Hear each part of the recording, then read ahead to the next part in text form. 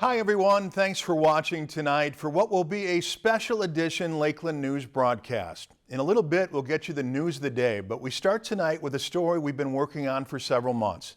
The legend of George Pelawa, 40 years later. Later this week, the NHL will conduct its annual player draft. And 40 years ago, Bemidji's own George Pelawa was selected in the first round after a storied career at Bemidji High. The future was all ahead of him, but just months after he was drafted, tragedy struck in a way the Bemidji community and hockey community will never forget. Sports Director Charlie Yeager joins us now with the rest of the story. Charlie? Thank you, Dennis. Yes, this feature has been several months in the making, interviewing friends and family of George Pelawa and learning so much of his story. It is a story of tragedy and heartbreak, but also about following your dreams. And Jackie Robinson once said, "A life is not important except in the impact it has on other lives." George embodied that in the way that he lived and how his memory has been carried on. I give you now the legend of George Pelawa 40 years later. Just a kid that grew up in a small town and became one of the best athletes this town has ever produced. Bemidji is home to the legendary giant Paul Bunyan. Number 8, the great white shark in your street. But in 1986, the legend and the man George Pelawa had grown just as large. I remember I was talking to an individual up in Hibbing. He remembers just the skating on the ice. You could just hear the ice crack. It was 40 years ago he was taken in the first round of the NHL draft by the Calgary Flames. It was unbelievable when that happened. Yeah, it was just exciting. George's story starts further back with humble beginnings, growing up playing games with his older brother Joe around their father Frank's auto salvage yard. As a sibling, I mean, they would have their squabbles and whatever, typical kids. But they were good pals. But like Frank would say, we raise sons, not saints. Constantly fighting. You know, that's the way brothers are. You know, you're always competitive. The boys played football, baseball, and everything in between. But in the winter of 1973, they would take the ice for the first time. Okay, this is their first hockey season. George would have been 4 and Joe 5.5. I think those are football jerseys. You just go out there with what you got, you know, the first year. Over the next decade, George's teams would see success, including winning a state title in Bantams. But in his first season on varsity as a sophomore, he wouldn't score a single goal. He wasn't the guy that was driving the offense. He wasn't a guy that was getting the big ice time. He was an okay player. And then the growth spurt started, and that's when George became George. And by the time we were seniors, he was dominating. George Pelawa can win a game by himself. All you had to do was get him the puck. That was my job. I was the center, he was the wing. Put the puck on his stick, and he was usually able to do something good with it. George's Paul Bunyan-like stature preceded him. Held in by Hughesman, and he's bumped by Pelawa. And left an impression on his opponents. Well, he's calling it hitting from behind. I think the referee called it because there was too much noise. Can't remember which coach it was. He said about George, he's a hard hitter, but he's a clean hitter. Hughesman with a puck, and he bumped into Pelawa. He's not out to really hurt somebody, but he's going to get that puck. He let the opponents know that he was on the ice. We'll put it that way.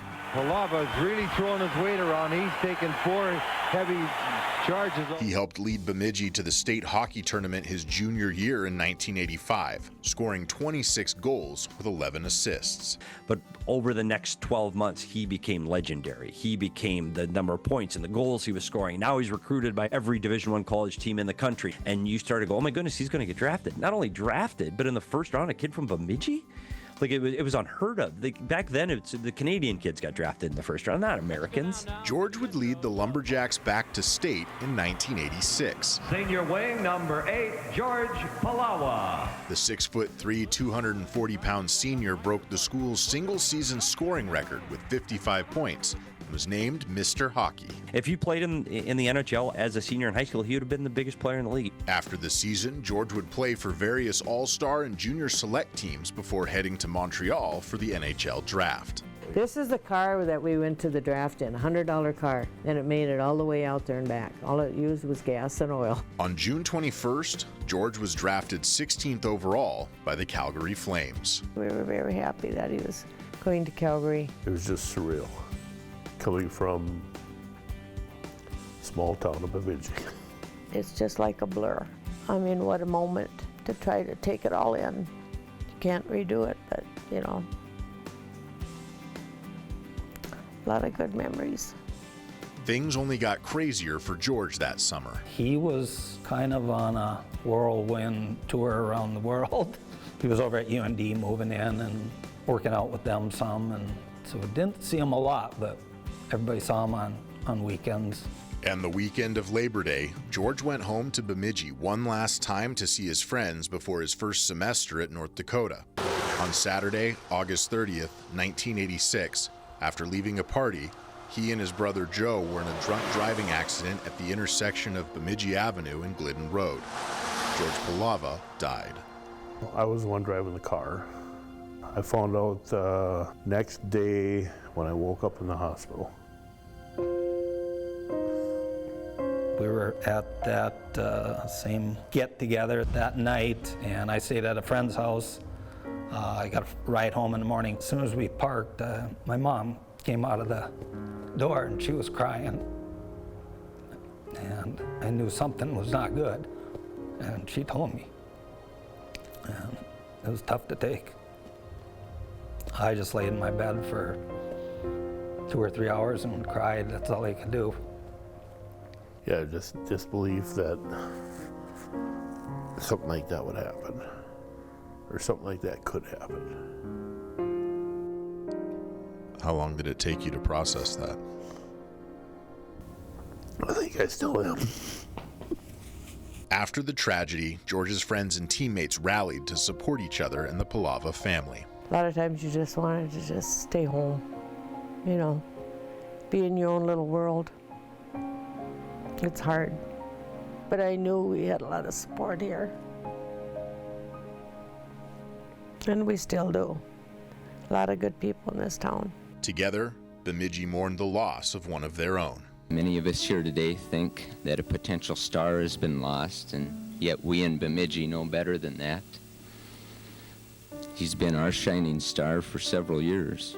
In the wake of his death, the Calgary Flames endowed a $20,000 scholarship in George's name, allowing $1,000 to be given annually to a senior Bemidji athlete for 20 years. It just reflected on how good of an organization they are. He put the jersey on at the draft, and really that was it. So for them to do what they did for our community, I think said a lot about what George did to them. The money ran out in 2006, but Frank and Winnie didn't want their son's memory to fade. We got word that Frank and Winnie were just quietly putting money in, and we thought, well, you know, we need to help them. So we got together and we contacted Calgary. The Flames would put up $15,000 more to be matched by George's friends and other donors through additional fundraisers. The scholarship is now endowed indefinitely. He left such a mark on our community that it was the least we could do to honor his memory. My mom was telling me that when she had her hip replaced, that the surgeon was one of them that got scholarship. It's nice to know that somebody's benefiting from it. To this day, from Roseau to Rochester, George is still remembered. I run into people all over playing old-timers hockey, and, oh, you're from Bemidji, yeah, you ever heard of George Pelawa? You know, and it's like, well, yeah, he was, I played with him, I grew up playing with him my whole life. And here in Bemidji, his memory can be found on posters, in trophy cases, and is even the name of a local youth hockey tournament. That's comforting, it really is. I'm not real good at interviews, you know that, but I will suck it up for stuff like that to keep his memory alive. When George's father passed away the same night the Bemidji girls hockey team won their section title, the Lumberjacks made sure to take both on a return trip to the state tournament. In May, Frank's ashes were buried with his son George. The two reunited once again. Among the many stories shared that day was the 1986 NHL draft, and wondering what could have been. It's a shame that we never got to see just where he'd go. You know, would he be one of the best ever in the NHL? We just don't know. He would surely been there and made his mark, but just how big a mark would he have made? Although impossible to know, one thing is for certain. Even 40 years after his death, the legend of George Pelawa lives on. It's a testament to the person he was and the impact he made to everyone he met. There's some people that remember George playing hockey there, but most don't. It's a legend now. Now it's a story, but it's still our story. We think of the lost future, but yet we have to think of his wonderful past. And it didn't take the future to make somebody out of George Pelawa. What George was able to accomplish in his 18 years of life was nothing short of remarkable, enough for us to still talk about him 40 years later. But also so much that it wasn't able to fit all into the story, Dennis. It was remarkable. He was a remarkable athlete in almost every sport he played, not just hockey. So tonight in sports, we'll also talk a little bit more about what he was able to accomplish between the lines. All right, well, thank you very much, Charlie, for all your work on that story. I know you put a lot of time and effort into producing that piece for us. Those who've heard of George Pelawa know he was an exceptional hockey player, but those who truly knew him know he was an exceptional athlete. He was such a dominant force in football that Lou Holtz, who was the head coach at Minnesota at the time, was recruiting him.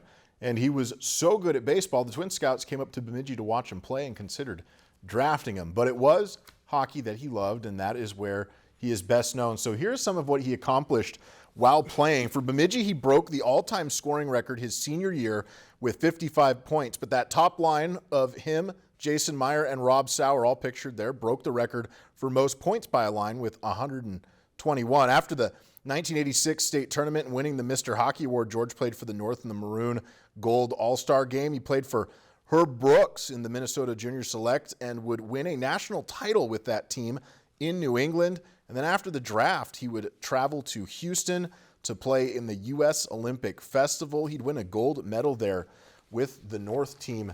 And I have here a list. You can't see it on TV, but Dennis can see it right here. Yep. And it's top to bottom with awards, different newspapers, all state, all tournament, all area, all teams, prep everything. I mean, the list just goes on and on and on. And you could do a whole, Netflix-like series on this individual, George Pelawa. I think what stood out in that story, among many things, was the comment that at that time, if he was in the NHL as a high school player, he would have been the biggest player in the NHL. I mean, now we've got some really big NHL players. Yeah. Back then, as a high school player, to be that size and that skilled, that was really something. He's my height. He was 6'4", 240 pounds. I'm a little bit more rotund than he was, but incredibly skilled for 6'4", and to be the biggest player in the NHL at the time, it just shows you.